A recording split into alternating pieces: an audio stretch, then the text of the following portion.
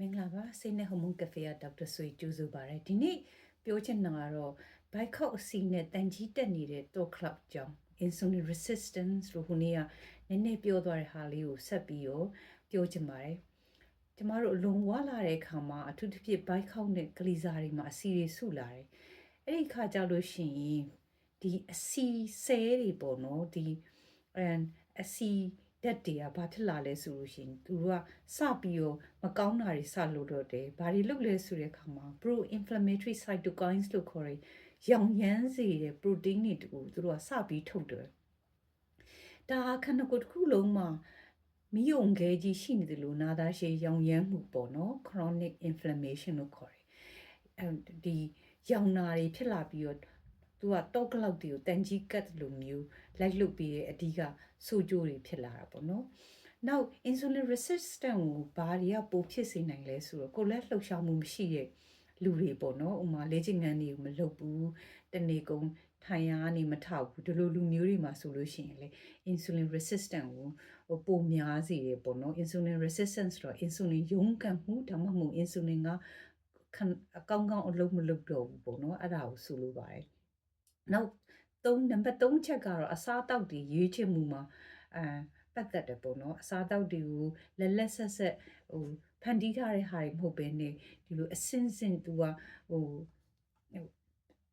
process food ခေါ်တာပေါ့နော်အစင်ဖန်တီးထားတဲ့အစားအစာတွေကိုစားတာမျိုးတို့ကစီဓာတ်များတာတွေစားတဲ့အစီတွေစားတာများတဲ့လူမျိုးတွေမှာဆိုလို့ရှိရင်လေဒီလို insulin resistance ဆိုတဲ့ insulin ကခန္ဓာကိုယ်အလုံးမလုံးတော့တာဖြစ်တယ်ပေါ့နော်အဲ့လိုဖြစ်တဲ့ခါမှာကြာရင်ဘာတွေနောက်ဆက်တွဲဖြစ်လာလဲဆိုတော့ခါမှာပထမဆုံးအစီဆဲတွေကဒီ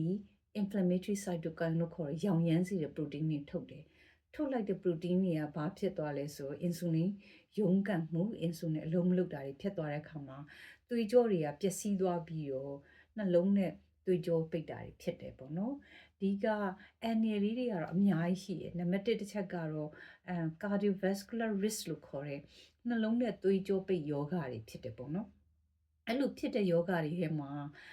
နှလုံးသွေးကြောပိတ်တာဖြစ်မယ်လေဖြတ်တာရှိနိုင်တယ်ခြေထောက်မှာလည်းသွေးကြောပိတ်တဲ့ယောဂပေါ့နော် peripheral vascular disease လို့အဲ့ဒါလေးတွေဖြစ်တတ်တယ်ပေါ့ဒီနှလုံးသွေးကြောပိတ်တဲ့အပြင်ကိုသူကသွေးတိုးယောဂလည်းဖြစ်နိုင်တယ်ဒီသွေးကြောနေရနေရရောင်ရမ်းလာတဲ့အခါမှာသူကပုံမှန်ဆိုလို့ရှိရင်တရေခွင်းလိုပဲသူကဖောင်းလိုက်ပိန်လိုက်ပေါ့နော်သွေးခုန်တဲ့ခါမှာဖောင်းလိုက်ပိန်လိုက်ဖြစ်ရမှာသူတို့မခုန်တော့ဘဲနဲ့ရေပိုက်ကောင်းကြီးလိုပဲသူကတခါလေတောင်တင်းလာတဲ့အခါမှာသွေးပေါင်တွေတက်လာတာဖြစ်နိုင်တယ်နံပါတ်3ချက်ကတော့စီးကျူပေါ့နော်စီးကျူရောဒါမှမဟုတ်လို့ရှိရင်စီးကျူအကျူယောဂတွေဖြစ်နိုင်တယ်ပေါ့ဒါကတော့နံပါတ်2စီးကျူယောဂတွေပေါ့ဒီလိုရောင်ရမ်းတဲ့ဓာတ်တွေကဆဲတကားတော့ပေါက်ပိတ်ပြီးတော့ပိုပြစ်စုလိုက်တဲ့အတွက်ကြောင့်မို့အင်ဆူလင်ကတခါလေကြာရင်အလုံးမလုပ်တော့ဘဲနဲ့တကြားဓာတ်တွေကခန္ဓာကိုယ်ထဲမှာသူခန္ဓာအင်္ဂါတွေထဲကိုမရောက်ဘဲနဲ့သွေးထဲမှာများနေတာမျိုးတွေဖြစ်သွားနိုင်တယ်ပေါ့နော်နံပါတ်4တစ်ချက်ကကြတော့ဒီအသေးကိုအစီဖုံးတဲ့ယောဂပေါ့နော်အသေးအစီဖုံးတာတုံတန်စီဖုံးတာပြဿနာမရှိဘူးဒီအစီဖုံးတာကြာသွားလို့ရှိရင်အသေးမှာအမာရွတ်ဖြစ်ပြီးတော့အသေးခြောက်သွားပြီးတော့ကင်ဆာတွေဖြစ်တဲ့အထိအသက်ဆုံးရှုံးတဲ့အထိဖြစ်နိုင်တယ်ပေါ့နော်နံပါတ်5တစ်ချက်ကအမျိုးသမီးတွေပေါ့နော်ကိုဝေဆောင်နိုင်တဲ့အသက်အရွယ်တွေမှာဒီ polycystic ovarian syndrome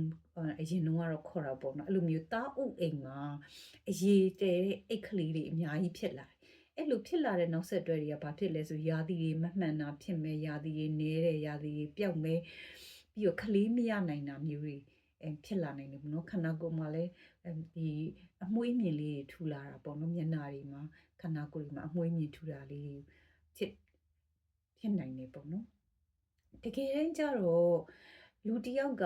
ဘယ်အချိန်ကမှအင်ဆူလင်အလုံးမလုပ်ဘူးလေဆိုတာကိုတခါလေဆရာဝန်တယောက်အနေနဲ့ကြည့်လိုက်တာနဲ့သိနိုင်တယ်အဓိကတော့နံပါတ်1တစ်ချက်ကတော့ဒီ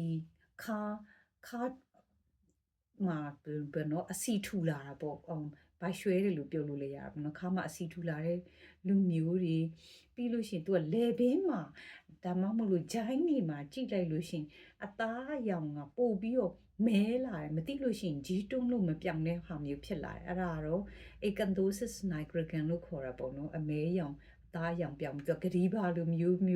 ဖြစ်လာပြီးထူးထူးထဲထဲဖြစ်လာတာမျိုးလေးဖြစ်တတ်တယ်နောက်ပြီးတော့ဒီ skin text လို့ခေါ်တဲ့အရေပြားမှာဒီလိုမျိုးအတက်ကလေးတွေအများကြီးဖြစ်တယ်လေဘင်းမှာတို့ဂျိုင်းကြားတာမျိုးဖြစ်တယ်အဲ့ဟာတွေကတော့ဒါကတော့ early sign ဒါတွေဖြစ်ပြီဆိုလို့ရှိရင် insulin resistant ရှိမှာတော့တေချာသလောက်ရှိနေပြီဆိုတဲ့အတွက်ကြောင့်မလို့ဘာတွေလုပ်ပေးရမလဲအဲ့လိုမျိုးရှိလာပြီဆိုလို့ရှိရင်သူနဲ့နောက်ဆက်တွဲယောဂတွေရှိသလားဆိုတော့ကိုကစစ်ရမယ်သွေးပေါင်တွေတိုင်းကြည့်မယ်သွေးပေါင်တက်သလားဒီအစီကြီးစစ်မယ်ပေါ့နော်အစီဆိုလို့ရှိရင် तू ကကောင်းတဲ့အစီရှိတယ်မကောင်းတဲ့အစီရှိတယ်ကောင်းတဲ့အစီကတော့ HDL လို့ခေါ်တယ်အဲ့ဒါတော့များလေကောင်းလေပဲမကောင်းတဲ့အစီကတော့ LDL ဒါမှမဟုတ် triglyceride ဆိုတာ TG လို့လေ blood report တွေမှာရေးတတ်တယ်ပေါ့နော်အဲ့ကောင်တွေကဆိုးတယ်အဲ့ကောင်တွေကပို့ပြီးတော့များလာတာတွေဖြစ်နိုင်တယ်နောက်ပြီးတော့ကြတော့ဒီအသေးရဲ့ဟိုဟာ blood test တွေပေါ့နော်ဟိုဆေးတွေလည်းသွေးတွေလည်းစစ်ကြည့်တင်တယ်ပေါ့နော်နောက်စီးကျူယောဂဖြစ်နေပြီလားဆိုတာသိဖို့အတွက်ကို HbA1c စစ်လို့ရတယ်ဒါမှမဟုတ်လို့ရှိရင်မနက်အစာမစားခင်သွေးဖောက်စစ်ကြည့်ပြီးတော့စီးကျူယောဂရှိမရှိအကျိုးစီးကျူရှိမရှိဆိုတာမျိုးတွေကိုသိနိုင်တယ်ပေါ့နော်သွေးပေါင်တိုင်းလိုက်တယ်ဆိုလို့ရှိရင်သွေးပေါင်130 85ထက်များနေပြီဆိုလို့ရှိရင်ဒါကတော့ယောဂရှိနေပြီလို့ပြောလို့ရတာပေါ့နော်ဆရာဝန်တွေကတော့ဘာတွေလုပ်လဲရှိလဲဆိုတော့ဒီ risk engine ဆိုတဲ့ကိရိယာတစ်ခုရှိတယ်ဒီထဲမှာကိုယ့်ရဲ့အသက်တွေထည့်လိုက်မယ်ကိုယ်စိတ်လေးတောက်လာထည့်မယ်ကိုနေတဲ့ရက်ွက်တွေဘာလိုမျိုးလဲထည့်လိုက်မယ်lipid တွေပေါ့နော်ဒီဟိုအဆီဓာတ်တွေဘယ်လောက်ရှိလဲဆိုတာတွေထည့်လိုက်ပြီးလို့ရှိရင်သူကနေကနောက်ဆက်နှစ်အတွင်းမှာပေါ့နော်နှလုံးစီပိတ်တဲ့ယောဂဒါမှမဟုတ်လို့ရှိရင်ဒီလေဖြတ်တဲ့ယောဂဖြစ်ဖို့ chance ဘယ်လောက်များလဲပေါ့နော်အခွင့်အရေးဘယ်လောက်များလဲဆိုတော့ကြည့်ပြီးတော့ကိုဆုံးဖြတ်လို့ရတယ်မကောင်းတာကြီးပဲပြောတော့ဘာလုပ်လို့ရမလဲဒီမိုံငယ်ကြီးကိုဘယ်လိုငိမ့်သက်မလဲဆိုတာတော့အရင်အရေးကြီးရတော့ခန္ဓာကိုယ်မှာကယ်လိုရီတွေထိန်းရမယ်ကိုလေးချိန်များတဲ့လူတွေကိုလေးချိန်ချမယ်စားတဲ့ကိုလေးချိန်ကယ်လိုရီကိုလျှော့မယ်အစီလျှော့မယ်ကစီဓာတ်တွေလျှော့မယ်ဘိုက်ခောက်ကအစီများဖို့အတွက်လျှော့လိုက်ပြီးလို့ရှိရင်ရောင်ရမ်းတာလေးတွေပို့ပြီးတော့ကောင်းသွားနိုင်မယ်နောက်တစ်ချက်အရင်ရေးကြည့်တာကိုလက်လှုပ်ရှားမှုပုံမှန်လုပ်ရမယ်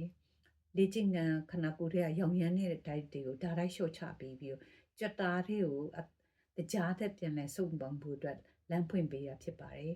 ဒီexercise လုပ်တာတို့ calorie ချတာတွေကနောက်ပိုင်း post တွေမှာတေးသေးချာချာပြောပေးသွားပါမယ်ကျေးဇူးပါ